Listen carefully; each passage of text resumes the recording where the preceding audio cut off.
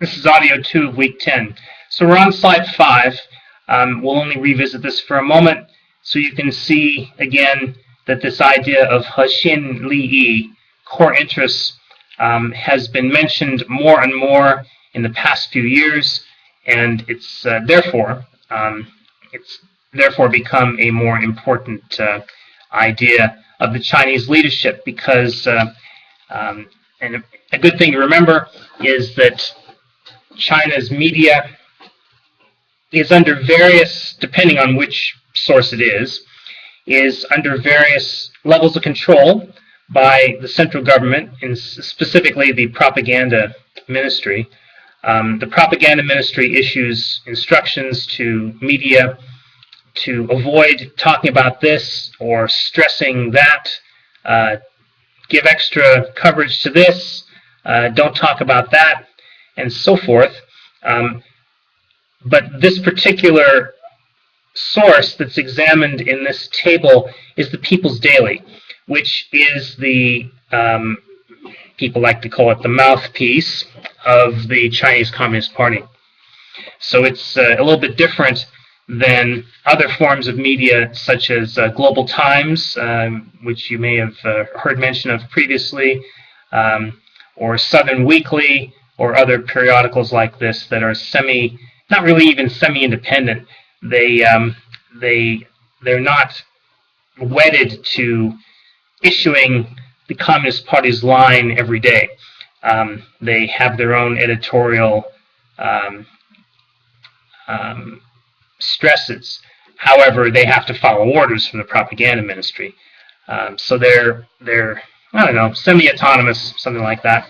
But the People's Daily is different, so that's why People's Daily is the one and only source that was used in assembling this table, and why the table is very indicative of PRC government and Chinese Communist Party priorities. Let's go on to slide 6. So certainly one of these core interests, although it's not really spoken of in those terms, as far as I know, I could be wrong there, is North Korea.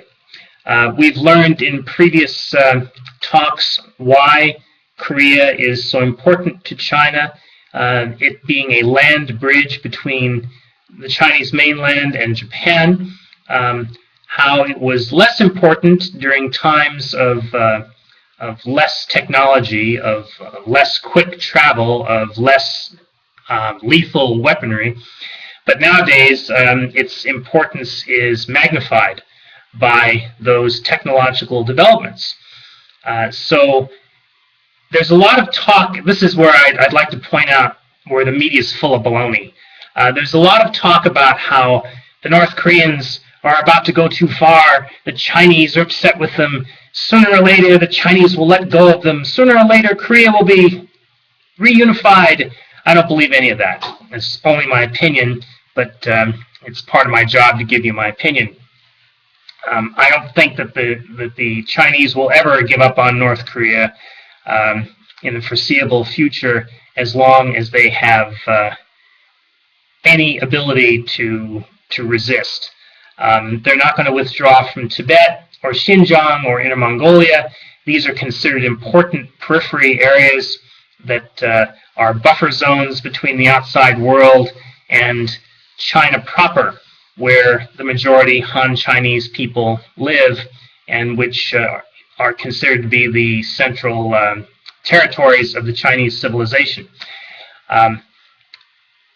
There's no reason why the CCP would ever allow a united Korea friendly to the West or Japan to develop, unless they were defeated in a war, as they were in 1895, or if they became incredibly weak and could no longer prioritize that.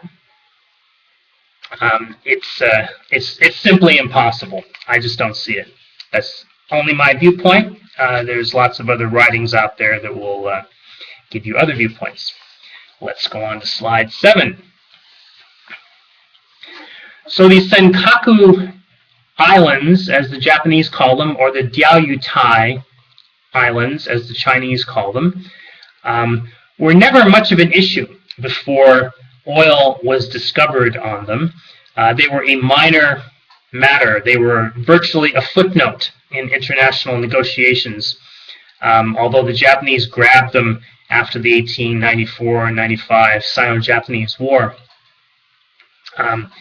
So in 1971, when the United States handed Okinawa back to Japan, and Okinawa in the U.S. Control scheme included the Senkakus, they handed it and the Senkakus back to Japan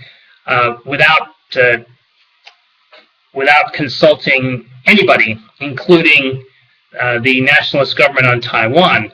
Chiang Kai-shek was really pissed about that. He knew that there was oil there and he wanted it for Taiwan, but the Americans didn't even mention what they were doing. So you have three sides here: the Japanese, the mainland Chinese, and the Taiwanese sides that are interested in controlling the Senkakus. And so none of them are backing down. There's the oil factor, and there's also the factor of not wanting to incur popular outrage by backing down in the face of demands from countries that or territories that you might consider to be illegitimate in their claims. It's an interesting thing that is discussed in a little bit more detail in our reading this week, and it all boils down to not only not wanting to give up the oil, not wanting to be seen as backing down, but also the historical claims of all three sides can be seen to be legitimate. And so it's like a rock meets a hard place. It's like irresistible force and immovable object. It's an extremely difficult problem. The only way out of it really would be for the three sides to agree to share the resources of the area.